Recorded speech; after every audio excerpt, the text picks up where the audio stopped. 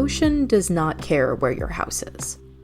Admittedly, that's sort of a grim way to put it, but in plenty of coastal regions, that's the reality planners and residents alike are trying to wrestle with. One tool in the toolkit there is managed retreat, which is the concept of relocating houses and infrastructure vulnerable to ever-worsening flooding. It's been one of the third-rail subjects in coastal planning for obvious reasons. It's a deeply difficult and painful calculation for residents who are attached to their homes, embedded in their communities, and frankly just don't want to physically uproot their lives because of something they did not directly cause. And of course, there's a price tag for the residents and the towns. I'm Jennifer Smith, and this is the Codcast, CommonWealth Beacon's podcast about policy and civic life here in Massachusetts. And it's still Climate Month. So today I'm joined by Kristin Uiterwyk, director of the Urban Harbors Institute at the University of Massachusetts Boston, and Chris Krahforst, director of Climate Adaptation and Conservation for the town of Hull. Today we're checking in on managed retreat in Massachusetts. So, Kristin, Chris, thank you so much for joining me. Thanks for having us. Yeah, you're welcome. Thank you. So let's start big and get narrow on managed retreat. Kristin, how did you and why did you start looking at managed retreat / planned retreat? Sure. So the Urban Harbors Institute, where I work, does a lot with communities, coastal communities, both the people who live and work in there, and then also the people who are managing and running the communities. And over the years, as climate change became more of a reality, we heard a lot more about people thinking, I don't really know what the future of this space is going to be. And there are obviously a lot of different strategies for how a place that floods frequently can be managed moving forward. But people were dancing around this concept of what we call managed retreat, or getting out of the way of the waters to come, right? And as we were hearing this, we also heard this sort of reluctance to speak publicly about retreat. And we decided, after hearing somebody from the state actually speak on the topic, we thought that was our green light to really start these conversations. The governor didn't seem to object to having an appointee talk about it, and so we were ready to go. So we, in 2022, did a survey of municipalities just to take the temperature of where people were with their thinking about retreat. And that's what really got this going for us. So, Chris, it can be helpful, I think, to describe Hull for our listeners. So what about its geography and risk put planned retreat on the table?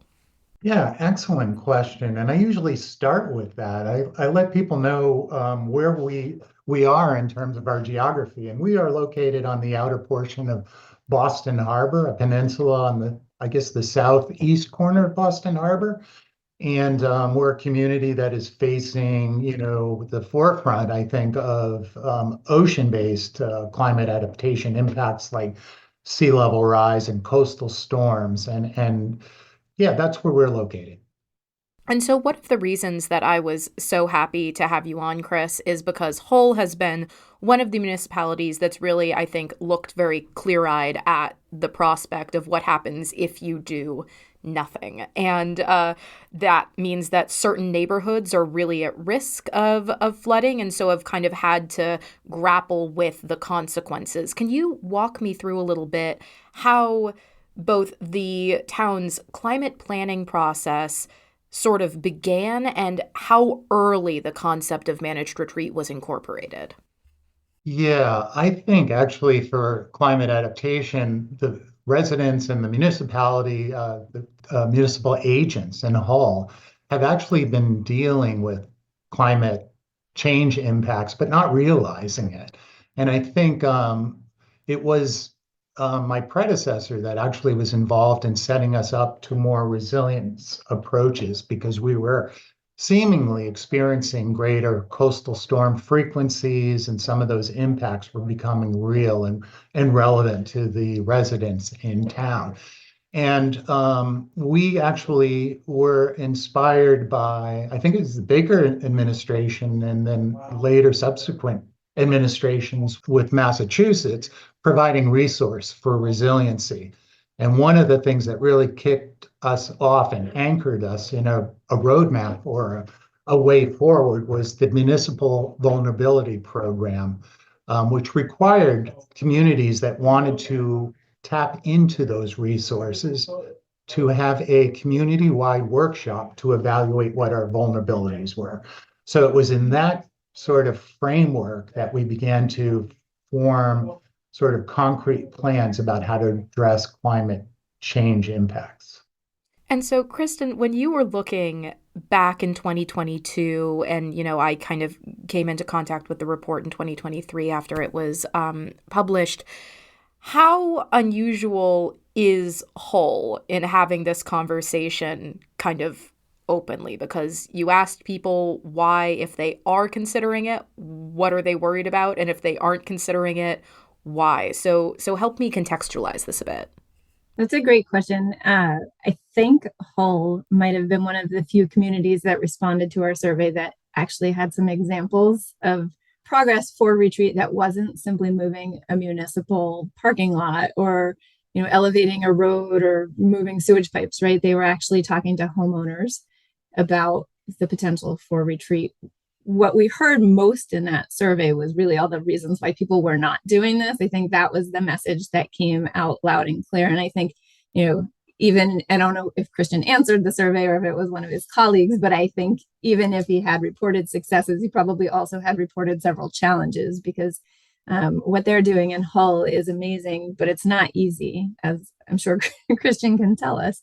There's a lot of barriers, including financial barriers, political barriers, emotional and social barriers that these municipalities are up against as they think about it. So what Hull has been doing, I think, is definitely an example and model that the rest of the Commonwealth can look to. It's not the only place where it's happening, but it's certainly, Kristin has been a very good advocate for sharing what's going on and helping to bring these conversations out to more people. And I'm so glad that you brought up these kinds of barriers, because in conversations about what it looks like to broach the subject with residents, there are a number of different issues that arise very quickly. I wonder, Chris, could you start out by kind of explaining what has it been like to be engaged in these conversations? Most people, I'd imagine, are not thrilled by the prospect of needing to move their house or move themselves or make serious resilience changes. Yeah, and I will say the first barrier is we are a community that really has nowhere to retreat to in that sense. So if our community is inundated and affected in sort of the grander scale of something like Sandy, where would folks go and how do we do that? So that was a delicate conversation to have.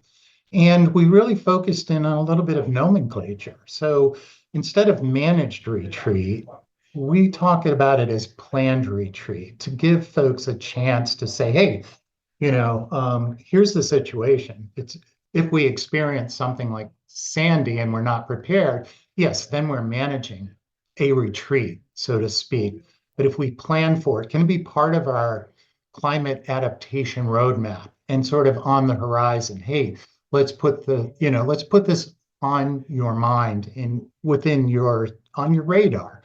And so we had that conversation early, and our policymakers in town really picked up on that. And we're curious, what do you mean by managed retreat or planned retreat? So we spent a little time trying to bring it into a more comfortable zone, if you will, as we are starting to plan our resiliency measures for the townwide or even isolated communities that are experiencing these flooding events, not in the future, but now. I'm so glad you brought up the question of where do people go, because that was one of the things that came up a lot in the survey, if I recall correctly, Kristin, was basically that one of the primary reasons that towns did not want to deal with this is because of this concept that everyone was sort of dealing with it on their own. So if you only have so much area and you're trying to relocate people within that town, you're obviously going to end up with a things cannot occupy the same physical space problem, right? That was a huge problem. And it's a much larger problem than I think what we've talked about so far in this conversation. There's obviously if you're a property on a small parcel, you can't retreat on your own parcel. If you're a community that doesn't have a lot of open space like Hull, there's not a lot of places to move people, especially if it's a very coastal community where there's a lot of wetland resources, and you certainly don't want to just move people from one hazard to another, right? So those are definitely considerations. But there's this bigger question of, if you do have to relocate people outside of their towns or their neighborhoods or what have you, what happens to the social fabric of that community, right? I don't know what your neighborhoods are like, but I really get along well with my neighbors. They help put my kids on the bus when I can't do it, right? If I lose that, that's going to be a lot harder to find somewhere else. It's going to take time if I can find it somewhere else. And that's, living in a suburb of Boston in Massachusetts, I think that's less hard for many of the people who are facing vulnerabilities. There's definitely plenty of people who, that would be a challenge for. However, I think where it gets especially difficult is for communities that really, really need to stay intact. I'm thinking of like Indigenous communities where their community is not only the people, but the place and the resources, the trees and the animals and everything there. That's a lot harder to just recreate somewhere else. It's also, we're looking at through a project at the university, what happens to older people in subsidized housing who have mobility challenges, who need to be able to access their hospitals and their doctors and get their medication. What sort of supports are in place to support them, both as they leave an area and then also wherever they land, right? Is there capacity to take them in? And so these are the much bigger questions, in addition to just where do you go? It's what happens when you leave and what happens to the place that you go to.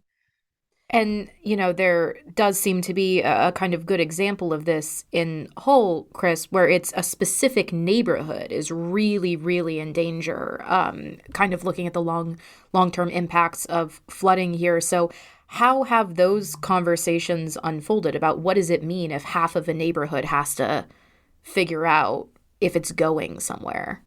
Yeah, I would say that most people are more interested in how can they stay. And, so we've been exploring those types of strategies, such as elevating your homes and being aware of, even if you elevate your homes, you're going to be flooded in an area and you won't be able to get to those. But it also brought me to think a little deeper into thinking, what does those sea level rise maps that we see on flood risks mean? And it's really those events that come and flood, but they don't, it's not, the water level doesn't stay. It's actually a period of time when you're flooded. So, folks are exploring that strategy. Can they then adapt and live within a flooded zone? Can they make their living space safe? Can they be informed and prepared for predicting when flooding events come? And so we've actually engaged with Woods Hole Oceanographic Institute, putting in what we're calling water level sensors on the inside of Boston Harbor to better predict and relate to some of the NOAA buoy monitoring that's happening that actually show the water levels in Boston Harbor. And the impacts are actually very localized. So when you do have these storm events or these king tides, Boston Harbor water level does rise, but its impact and magnitude can be very localized. And so we're beginning to better understand that. The communities that are experiencing these more frequently are interested in the ability to be able to predict when these are, so that they can change their habits, so that they can be prepared, so that they can move their cars out of harm's way, if you will, and those kinds of things. So that's kind of the strategy that we've been exploring with folks that are in harm's way. And also, again, that, in the long term on the horizon, keep thinking about this concept of maybe you need to manage a plan down the road of what your home's going to be like in 30 years. What does that mean in terms of your generational perspective as well?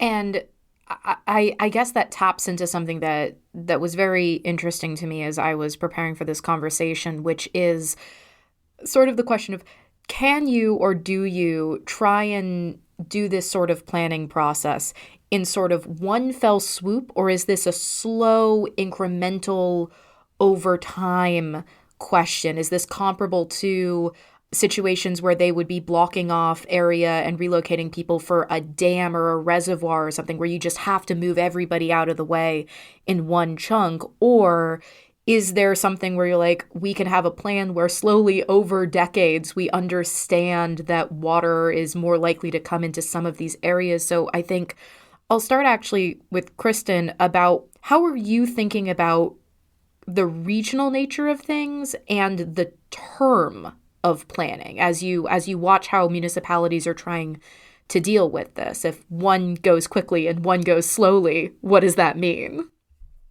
I think if a community has time to plan, they're not going to do it instantly. That's a Band-Aid that's too hard to rip off financially, socially, economically.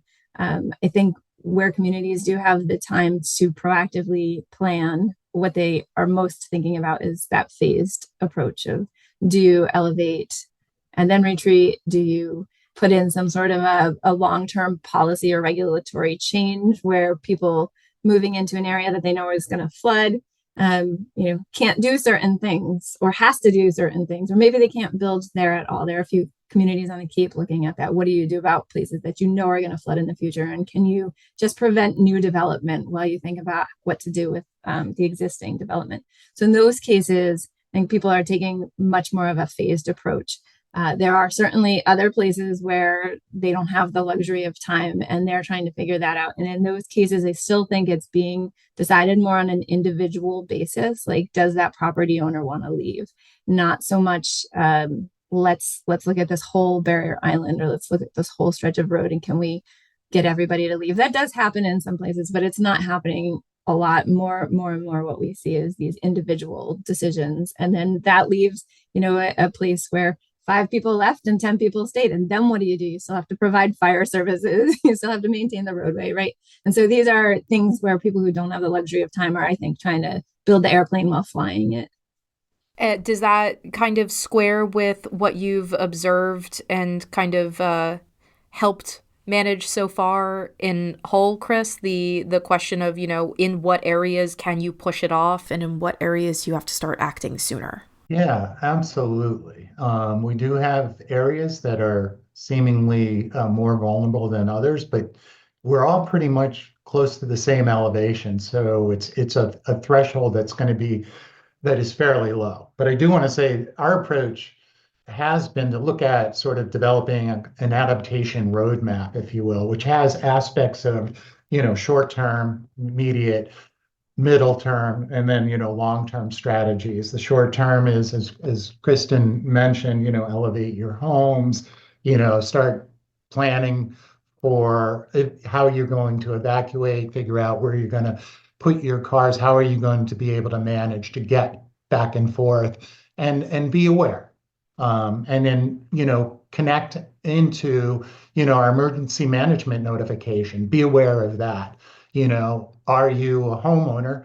The other two that we looked at was looking at renters. We often forget about folks who actually rent. So we kind of did a survey to engage renters about what their concerns. So that was the immediate. The sort of middle range strategy is to actually look at developing nature-based solutions, living shorelines, if you will, greening of areas that exist, those kinds of things. And then looking at potentially zoning. We have a floodplains overlay district that we've just adopted, which actually we are required to do because we participate in different programs that are saying, hey, if you still want to participate in these programs, you need to do these things. So that, adopting the building codes and applying those. The long term, again, it's this discussion of managed retreat. Do we consider buyouts? Do we actually look at real estate transactions that may have generational conditions on them? Should the town be doing these types of buyouts? We ask some hard questions. What is the municipality responsible for in the long term? And so should we be looking at maybe establishing some kind of long-term fund to assist residents in doing that? And then coming back and revisiting this again and again. Our roadmaps actually have, turnoffs that sometimes in our planning are actually dead ends, like, oh, we're planning down this, but now we're looking at, it doesn't seem like we might have to go back up to the main road and revisit. So that's kind of the overall strategy that we're kind of looking at a very local level, and then seeing if that can be translated in other areas that are vulnerable in town. Getting back to your very original question for this, you asked, should communities be thinking long term, I think. And I think there's a danger in communities not thinking long term. And Kristin's plan, the 3 tiers that he just discussed, I think that's a great example of why you need to be thinking long term, because these conversations are difficult to have, right? So you need a long runway to get people on board. But the other thing is that there are things that if you don't start setting in motion now, you won't be able to just pivot last minute and do, right? So if you're looking at strategic buyouts, you need to figure out where those are, what you'd want to do with the property afterwards, what it looks like for the greater neighborhood, right? How does the municipality respond to that lost property tax? There are a lot of different things that go into that.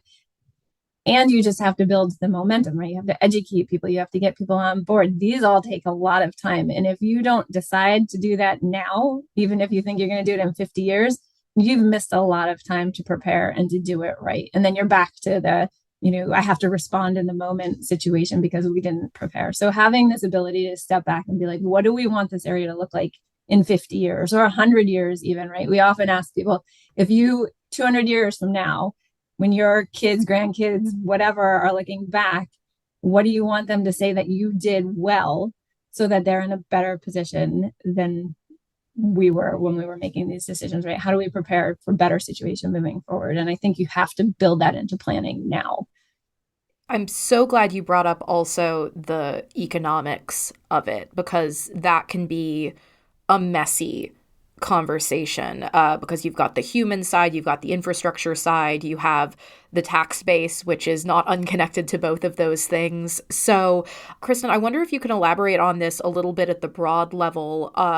One of the concerns from municipalities that said they were not considering managed retreat was the impact on their tax base. What do they mean by that? Right. Well, in the communities where the houses that are at risk are the really nice houses that bring in a lot of property tax, if you lose those, you're now creating problems for funding schools and police departments and DPWs, right? And so a municipality needs to think about, if they're going to lose that property tax, how do they make it up somewhere else? And, there are models from elsewhere in the state about, for example, I think it was the Pilgrim Nuclear Power Plant down in Plymouth, right? When they went out of service, Plymouth lost a lot in terms of their tax revenue. And so the state had to jump in. If I remember correctly, the state had to jump in and sort of provide a gradual buffer until the town could figure out how to make up for that lost tax. And that same sort of thinking, I think, is going to be needed, because property tax is a big source of income for municipalities, and it's really a large part of what keeps them running. And so how has Hull, Chris, been factoring that in / not factoring it in? Because that's obviously a concern, but it's not the same thing as determining where the water level is going. Yeah, that's a good question. I haven't really thought about that much. So I'm going to speak off the cuff here and just say that, beachfront property and property in our town has become very valuable. Folks really like to enjoy the area. We see sunsets and sunrises over the water on either side, and it is an extremely gorgeous place to live. We have a great wide beach on low tide that draws a lot of the metro region folks to the area as well. But for the town of Hull, the tax base is residential. And it's becoming more that the folks that actually can afford to deal with flooding and mitigation are the ones that are able to move in. And it somewhat displacing our legacy population. And how do we handle that? And, that's a challenge. How do we preserve the lifestyle of folks that have lived here for years? And I don't have a straight answer for that, but I think, for a property that is frequently flooding, it may be that a resident really can't do the work that is needed to do that, and they're forced out. And it's one of our major concerns in the town is how can we buffer that, and what is it that could be put in place to do that? I think it's emerging, and it's a critical problem, and I don't have the answers for that. Yeah, just last week, if I can remember what day of the week it is right now correctly, I was writing, and this is part of where this conversation came from.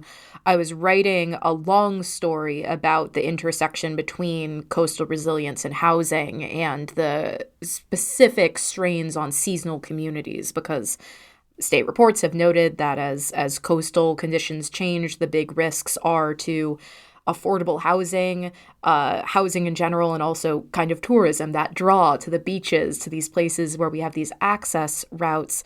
So I think the thing that I'd like us to end on is the question of the state's role in this. Kristin, when we had talked before, and you've had conversations with lots of municipalities since then, there was this sense of, how are we supposed to do this on our own? How do you do that sort of planning if there isn't regional coordination? So what have you been watching on the state level in terms of interest in coordination, and where do you hope to see more work done? I can't speak for the state, so we'll say that Of first. course. I have seen interest from the state in the simple fact that they're funding projects, like one of them that we're working on right now to advance the conversations around managed retreat and increase the tools that are available to municipalities and decision makers. So they're making investments through grants. They have the Resilient Coast effort underway, which is a complement to Resilient Mass. And I know that retreat comes up a lot at those meetings. They've done a great job engaging the public to try and develop this plan. And the last meeting I was at had a lot, and it wasn't just because I was on the call seeding the discussion, right? There were a lot of people really interested in this topic of retreat. And I don't know what the state is going to do with that. I know that they've identified these sort of districts that have different types of vulnerabilities, and they're hoping to develop, I think, strategies for those types of districts. And I imagine that we'll see something about retreat. I know that MEMA had been talking about thinking through a buyout program. I think it was connected to federal funding, and I don't know if that federal funding is still here. So we'll see whether or not a study comes out from MEMA on what a pilot buyout program might look like for the state, but it's definitely something that's on their radar. I think they know that they have to play a role. I think they're trying to figure out what that role is. And Chris, of course, Hull is a peninsula, but you do have neighbors. So thinking about the conversations between other similarly situated municipalities, does it feel like there is an interest in more collaboration? Yeah, I think so. That, our sister community of Winthrop, I think, and other communities like Nahant, which, may be different from other communities that have coastal areas, but it's not a whole part of their town, are very interested in collaborating. And so we do engage in a group, a coalition of coastal communities, and just have discussions monthly about resources available, what are strategies that need to be better thought out. And those discussions often, unveil or elevate topics that we hadn't thought about, or situations that we didn't think are critical, but actually mean a lot. And so for Hull, we always trying to think, okay, what does it mean from a state perspective, investing these types of resources in our community? And one of the things that, has the greater Boston area has become aware of is the value of having these barrier beaches and harbor islands for storm damage protection. So my statement in many of the state discussions is a viable hull it provides viable protection to the communities that rim the inner portion of Boston Harbor, because they're not getting that storm surge and those types of damage because they've got these barrier beaches. And I think there was actually an economic study of the value of the harbor islands in terms of flood damage protection too. So we kind of always bring that into the discussion that, yeah, it does make sense to invest in resiliency in these geological landforms, if you will, for that reason. We also, you have to do it for us. It's taking manageable bite-sized pieces and implementing them too, because it is resiliency. I wonder if we're being honest as to what actually that cost is. We do a lot of planning, but when it comes to actually implementing the pieces to put them in places, the cost is quite large. And, that's one of the things we have to be honest about and upfront. Thank you so much again for Chris and Kristin coming on here to join me to talk about one of the third rails of climate resiliency with such frankness. Thank you all for listening. I'm Jennifer Smith. Our producer is John Gee. Leave a rating and review wherever you're hearing this now if you want to help other folks find us. Email codcast@CommonWealth Beacon if you ever want to get in touch directly. Happy Environment Month. We'll be back next week.